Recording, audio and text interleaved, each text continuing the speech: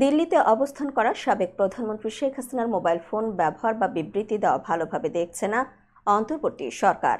বৃহস্পতিবার এক ব্রিফিংয়ে এ তথ্য জানান পররাষ্ট্র মন্ত্রণালয়ের মুখপাত্র তৌফিক হাসান। পররাষ্ট্র মন্ত্রণালয়ের মুখপাত্র বলেন, সাবেক প্রধানমন্ত্রীর ভারতে থেকে মোবাইল ফোন ব্যবহার বা বিবৃতি দিচ্ছেন তা ভালোভাবে দেখছে না ঢাকা। এটি দিল্লিকে বারবার জানানো হয়েছে। এখনো পর্যন্ত দিল্লি থেকে আনুষ্ঠানিকভাবে কিছুই জানানো হয়নি। তৌফিক হাসান বলেন, শেখ হাসিনা ভারতীয় গণমাধ্যমে যেভাবে বক্তব্য বিবৃতি দিচ্ছেন তা পছন্দ করছে না অন্তর্বর্তী সরকার। ভারতকে অনুরোধ করা হয়েছে শেখ হাসিনা যেন ভারতে বসে বক্তৃতা বা বিবৃতি দিতে না পারে। ভারতীয় রাষ্ট্রদূত জানিয়েছিলেন বিষয়টি তারা দেখবেন। বিগত আওয়ামী লীগ সরকারের কতজন ভারতে অবস্থান করছেন সে সংখ্যা এখনও পররাষ্ট্র মন্ত্রণালয় জানে না বলেও জানান তিনি।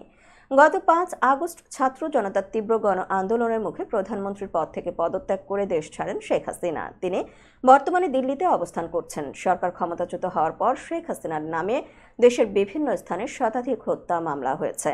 আন্তর্জাতিক অপরাধ ট্রাইব্যুনালেও তার বিরুদ্ধে অনেকগুলো হত্যা ও গুমের অভিযোগ এসেছে। এসব অভিযোগের প্রেক্ষিতে শেখ হাসিনার নামে গ্রেফতারি পরোয়ানা জারি করেছে ট্রাইব্যুনাল। দেশ ছাড়ার পর শেখ হাসিনা এখনও কোনো দেশি বা বিদেশি গণমাধ্যমের সামনে আসেননি। তবে বাংলাদেশ আওয়ামী লীগের ভেরিফাইড ফেসবুক পেজ থেকে তার নামে বিবৃতি প্রকাশ করা হয়েছে। অন্যদিকে দলীয় নেতাকর্মীদের সঙ্গে তার কথিত কথোপকথনের অডিও সামাজিক যোগাযোগ মাধ্যমে ফাঁস হওয়ার ঘটনাও ঘটেছে।